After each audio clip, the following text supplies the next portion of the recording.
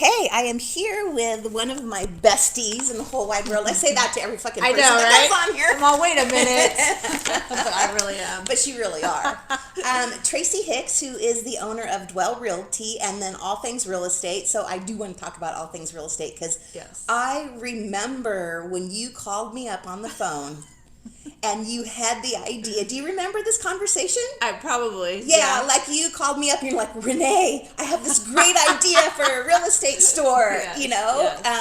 And I'm like, that's Okay. great. It wasn't Yeah. my thing, you know? Yeah, but totally. And then you know how a lot of people are, they just, oh yeah, I have this idea, and then they never fucking do it. Yeah.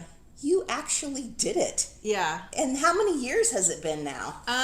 So All Things Real Estate's been around. Remember, I had the newspaper. Oh, that's right. I forgot you were about in it that. I forgot forever. about that. So I had the newspaper. Always wanted to do the store. You and I met. You know, this is our 10-year anniversary at Dwell. Is it really? So we've known each other at least 10 years. Yes, and the crazy thing about that, though, is, and I think about this all the time when I think about you, is that we met for maybe 5 minutes, and you were all into whatever you doing stuff with Dwell and renting space, and that literally helped us like keep Dwell around for a long time because of the rent split. Oh. So even, you know what I'm saying? Like Chris and I talk about this all the time. We're just like, I can't believe that she just was like, yep, I totally, like, you just get a vibe from people. Well, that's what I wanted to mention and talk about when you gave me phone calls, because I knew within the 5 minutes, and I follow my intuition. Right. Like I either know I'm going to like this or Same. I don't. Yeah, exactly. And that's what I feel like you had this inspiration from wherever.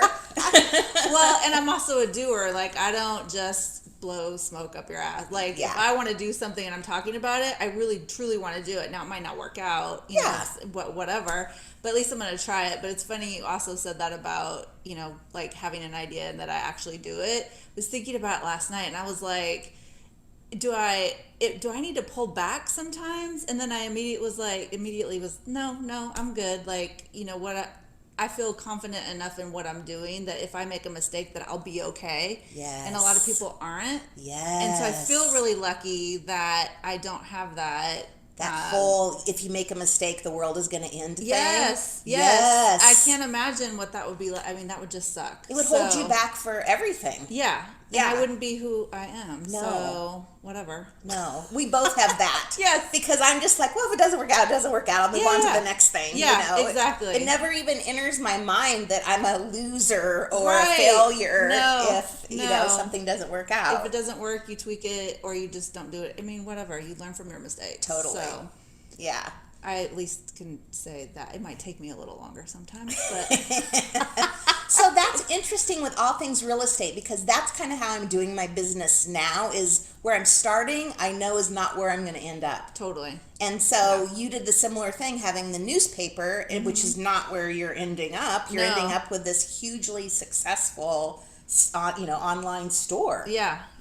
It, and also too, with your topic of, you know, of what we're talking about today, and just like jumping into things, and also shifts and those kinds of things. I'm having a huge shift right now. Well, I turned 50 this year, so I think that has something to do with it, because lately my brain, or I'll be thinking about things that I normally didn't think of before, and I definitely, and I hate saying it's, you know, I'm getting older or wiser or, you know, any of that, but it's fucking true. Like, you don't, I don't want to say you don't care as much, but you aren't, it's hard to explain. You just have to be in your late 40s care as much. Right. So it's not as scary, I guess. Yeah. So you can make those jumps, and so with All Things Real Estate, it's really easy to try something, and if it doesn't work, I don't know, it's hard to explain. I think it's just one of those things that you can't really tell people about it. They go, oh yeah, whatever. But then when they start getting to their 40s and close to 50, they'll feel it too. It's just like, you just have to wait to join the club. That's so true. And what a great fucking club it is. Oh my gosh, it is. It's pretty awesome. So, but yeah, so this last year, so the store's been around for 4 years, really 3. We hit $1 million in our second year in business. Oh my gosh, you gotta be so proud of that. Totally. Yeah. But then we plateaued for the last 3 years because I was like, oh shoot, we made $1 million, we can make $2 million next year. This is cake. And then it didn't do that. So we've had to, figure out things. Facebook ads are a huge part of our advertising and marketing dollars. And so, what they say is that's like rented space. Like you don't own that. And if Facebook were to go away tomorrow, my business would too. So that's really where we're trying to make a lot of shifts. And I think today's era of businesses is a lot different. It's more about the people in the business, the owners of the company, the story, being authentic, yes. Talking more about doing this kind of stuff and podcasts and just talking about the story is what people they want to connect with you. And so when I talk to people on Instagram, a lot of people think, or Facebook, they probably think, oh, it's just a hired help or somebody who's just answering my questions. And then when they realize it's the owner of the company, they're like, oh my gosh, the owner of the company is responding to me. So, I probably won't be able to do that forever, but I probably will always do that still. I'll probably hop in and at least talk to some people. I remember Zappos, the shoe company, which I haven't heard much about them recently. Yeah. But I remember when they first started, the CEO would get on the customer service line and he would do it a couple hours a week just so he could keep in touch, and know what's going on and know what your customers are asking for. And it's really easy to pass something off and just let it go. And then 2 years go by and you're like, wait a minute, we've been doing it this way for what? So you still have to stay connected and know what you're doing. Why you're doing it. And so I think that's a big part of it is that customer I think so too connection. I think so super too. Super important. And people want it now. I think before I want it. Yeah. I want it now.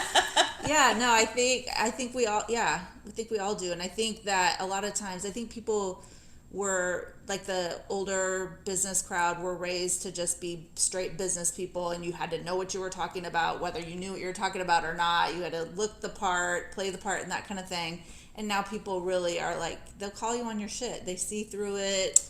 And it's time for that because before those business people, which now, are let's just say the typical old white men that we're thinking, that we knew growing up as our bosses, never took a stand on anything. No. They didn't want to offend this crowd. We did not offend them. Well, you know what? It is fucking time. I need to know what you stand for. Because if you're donating money to Trump, I'm not shopping there. Right. If you're not for women having equal pay and, forget it. I'm going somewhere else. And I've been telling everybody that forever, since as long as I've known myself, is that I tell people to just be yourself. In real estate especially, it's really hard because people are like, first of all, you can't have all the clients. You don't want all the clients.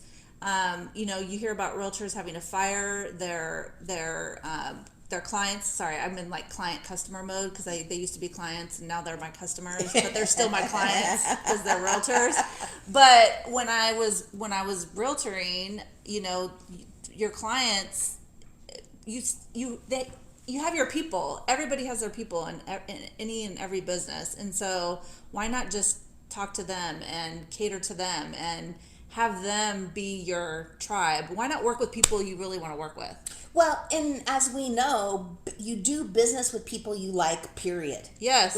If it happens anyway. Yes. So don't waste your time on some bullshit. Yes. And that people nobody that cares about. And they don't care about your ass. They don't care about you. They don't. And it's real estate can get a little cutthroat, and I think that people don't realize that a client can just be walk into an open house and write an offer with another agent, and you've been showing them houses for 6 months. Mm-hmm. Loyalty and trust and that kind of stuff is really important. But if you have that relationship with your client, they're not just your clients. They're your friends. They're your friends. Yes. And, referral, all that stuff. Yes. It's the same in any business. It is. I have a relationship with Nordstrom's. It might be online, but it's a relationship. But they send me emails every week saying, Renee, every we week, miss you. Every day. Yeah, exactly. This is so you. I'm like, how did you know?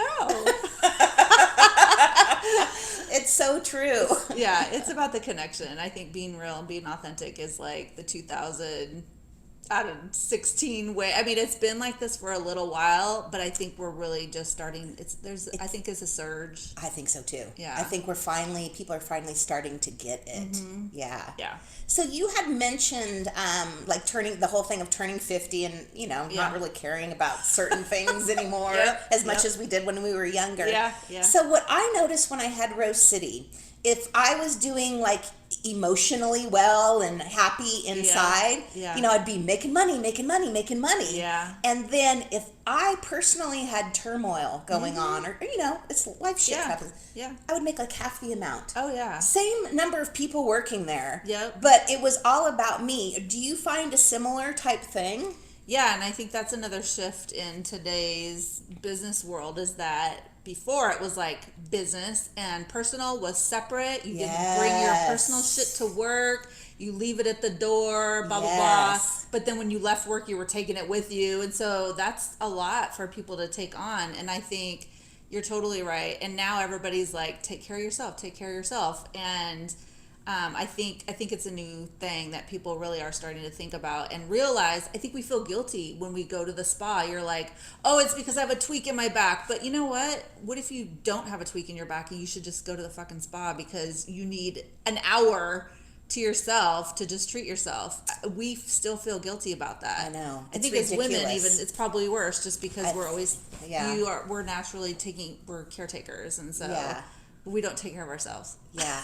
And the fascinating part is if you do take care of yourself and you spend the extra money doing that, you make more money. You do better. Yes. You do better. Totally. And I'm going through this thing with my business where before mindset wasn't a thing for me. I was kind of the opposite of your typical realtor. Like, I didn't want to go to a large company. I'd never really worked for a corporation. I did nonprofit stuff prior to that, worked with kids.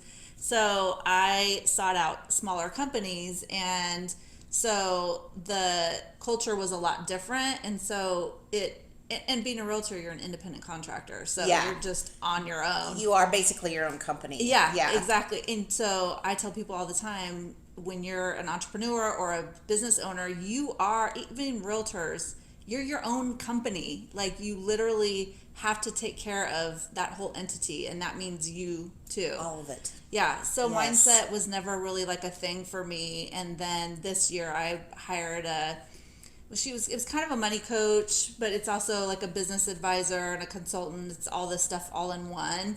And that was a lot of it. My money story was a lot of stuff in my head, and I just didn't even, I was like, nobody's ever asked me that before. Like, I never even thought to think about that.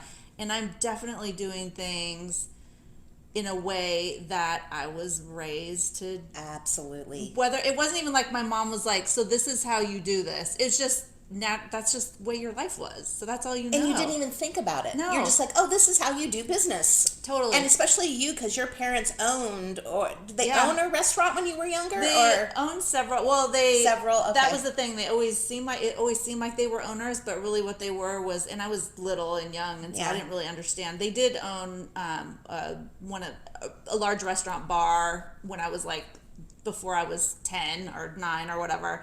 But then they would go in and run the restaurant because it was tanking. So they would go in and fix it and rework it.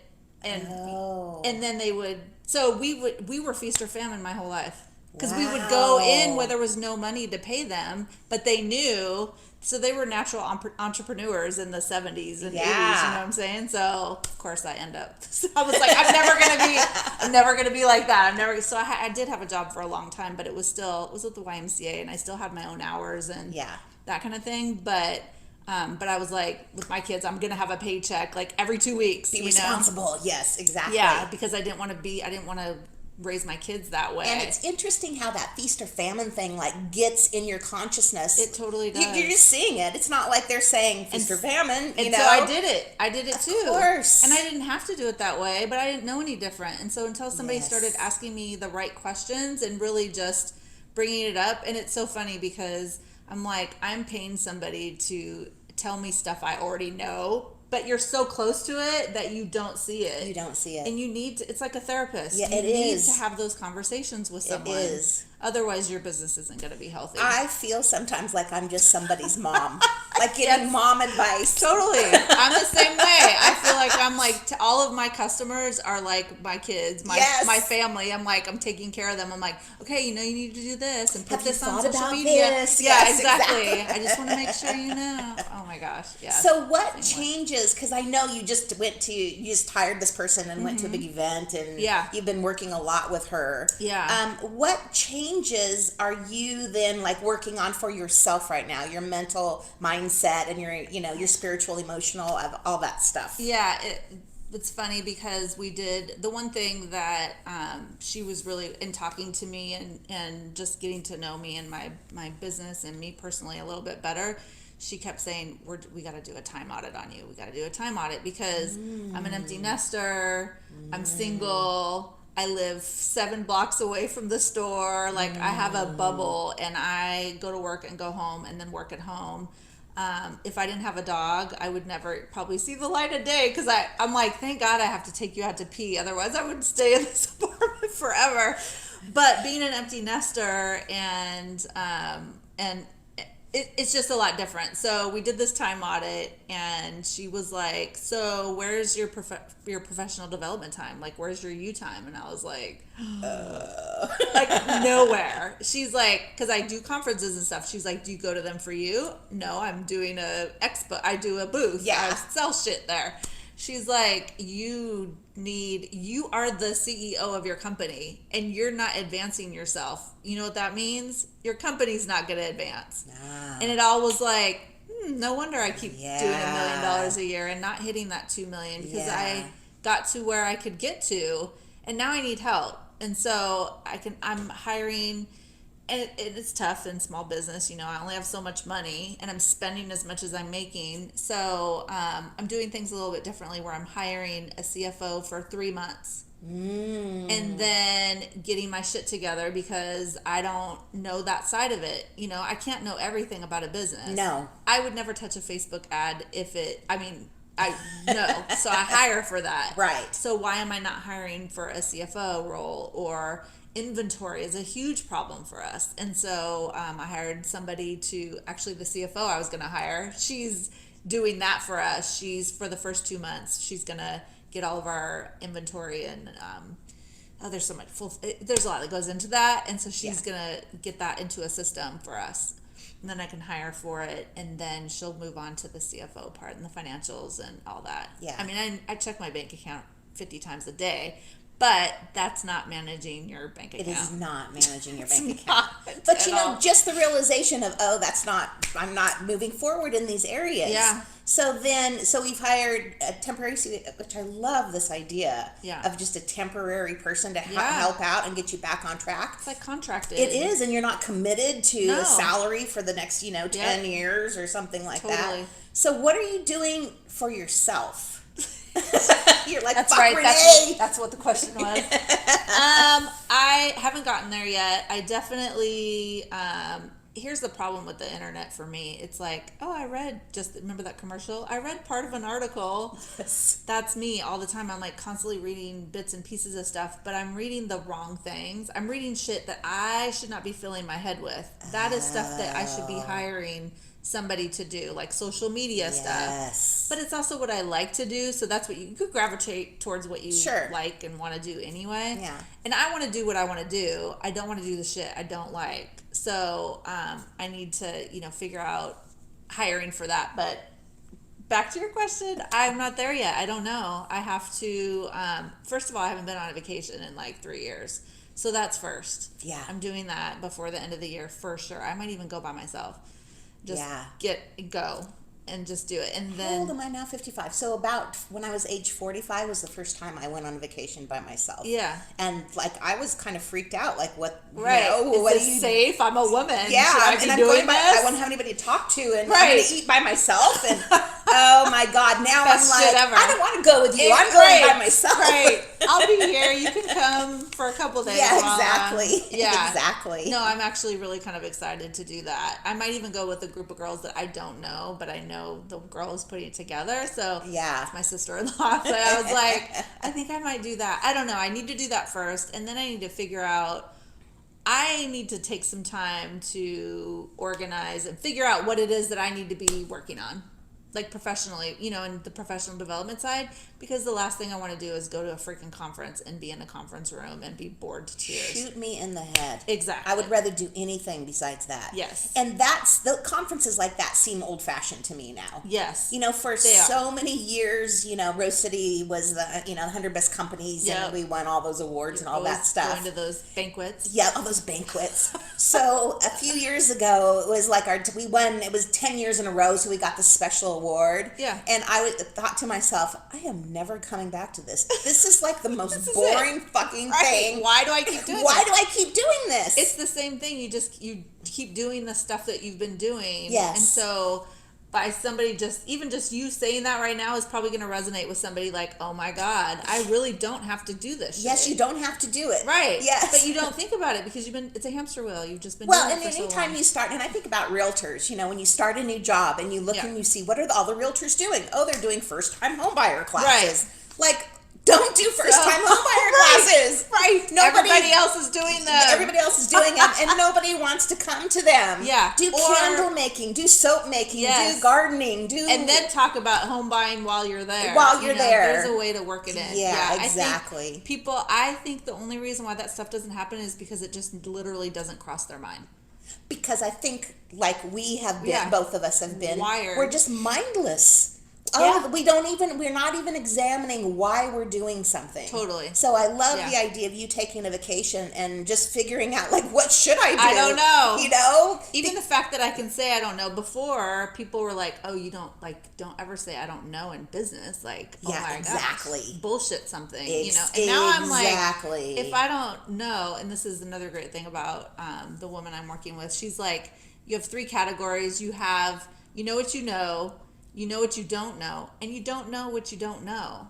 And so those things you have to, I think about that a lot when I'm like, oh, I didn't know that. And it's like, it's okay to not know everything. Yeah. You know? And so and especially if it's something new, how are you going to know anything about it? Right. Which we talked about this podcast before we started. Like, I don't know anything about podcasts. Right. And so when I was starting, I was just like, hey, whatever I need to know, make sure those people show up in my life to like tell me what I need to know. So, and then of course my son-in-law, we were talking about the camera, you know, and all that, and the mic, the recording and stuff, like hooked me up. Yeah. Like I saved so much time and expense just saying, like, I don't know how to do this. Can you help me? Yes. Exactly. Yeah. Just say it. Yeah. It's okay. Yeah.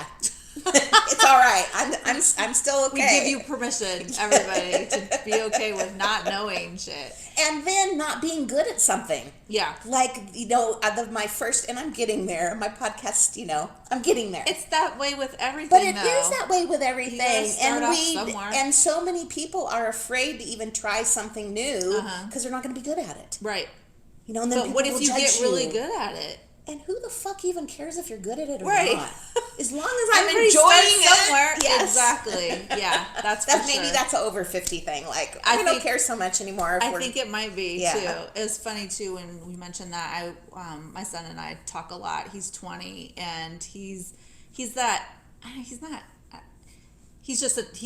thinks about things really deeply, and I love this generation of kids because I think we bash them too much about being on their electronics all the time and this and this and that. But we had breakfast yesterday and we were talking about information, and I was like, you know, even just him and I having breakfast, we were right around the corner from you, actually, just out in this little bistro out in the sidewalk in downtown Portland. It's like, oh, we found a breakfast spot. But he was like, I said, I never did this with my mom and my parents. It's not what you did with your kids. You went out to dinner maybe as a family, but that was kind of a special thing. I don't know. We just never didn't go out to dinner like that. No. Yeah. And he was like, hey, you want to get breakfast? And I'm like, yeah, sure. And so we just wandered downtown. But anyway, I said, you know, so like that, we never did that kind of stuff when I was a kid. But I also like, you knew what your parents told you. Like I always was like, well, my mom said, you know, I had no other access to information. I had the fucking encyclopedia and a dictionary. Like, the encyclopedia. Go to the library. Oh my God. I have to find out. I got to go to the library to find out some shit. But now they have access to that so much, and that I think that you still have the mom advice for sure. But you also have all this plethora of information at your fingertips. Yes, and because I think the same thing. My kids are slightly older than yours. Yeah. But I learned so much from them. Yeah. Totally.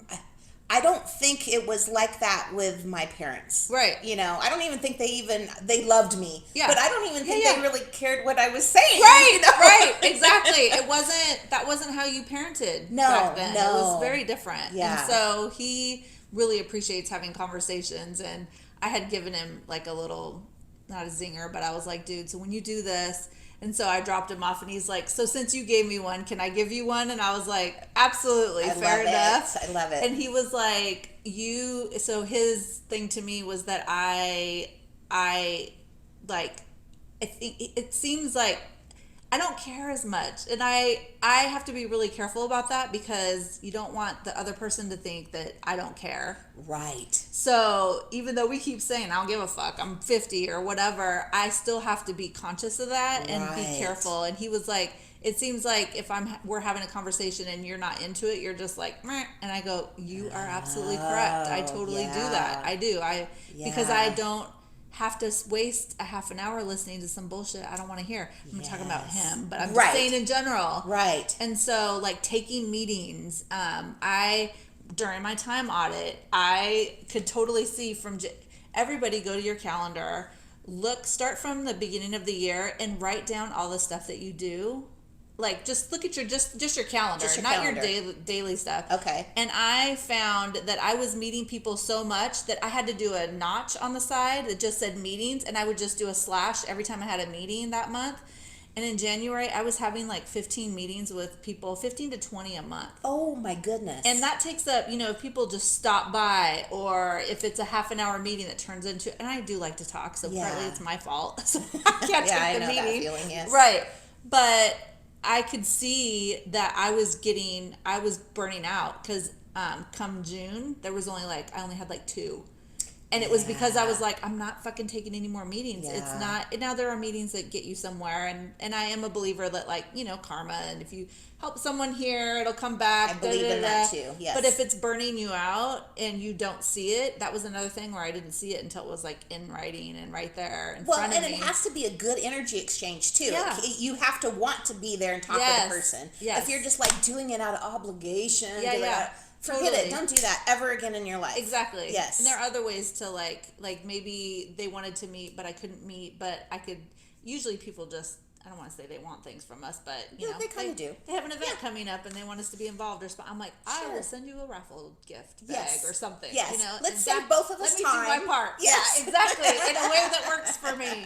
Yeah, I like that. But you do and I think that's another way of taking care of yourself too, is cutting out the minutia that you have been doing for so long, and making that shift in what you just have to think about it a little more. Yeah. Ask yourself the questions. Right. Maybe write them down. Right. I still can't do the affirmations thing, Post-its on my mirror and stuff.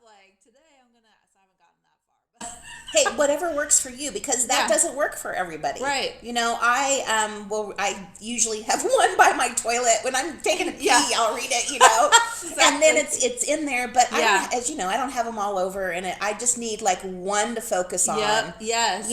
And then when I'm done getting that one and it's absorbed, then I'll do one more. That's a great idea. Maybe I'll try that. Yeah. I'll try that. Yes, but it doesn't work for everybody. Everybody has their own thing, and and that's another thing over 50. Yeah. You got to be doing your yoga. You got to meditate. You got to have your affirmation. Fuck that shit. Right. I'm gonna do what works for you. Totally. I love it. I love it. We should probably end there, because I know, right? That was pretty good. I totally thought that was a good ending. Thank you so much. I want you to come back and let's talk about more in-depth business stuff at one point too. Yeah. That would be fun. I think this was more like the get to know you personal part. I'll have to come back. This is like the first date. If we exactly. Will there be a second? Yeah. Do we want to sleep with each other? Totally. Yes. Well, you already know I did. Whatever. No, I would love to talk more about the business side of things. I think that, we did talk about that too. But I think but more in depth. Yeah. This is the kind of stuff you need to hear first, and then you can get to the business side of it. That really is. Yes, what it's I agree. About. Thank you, Tracey. Thank you.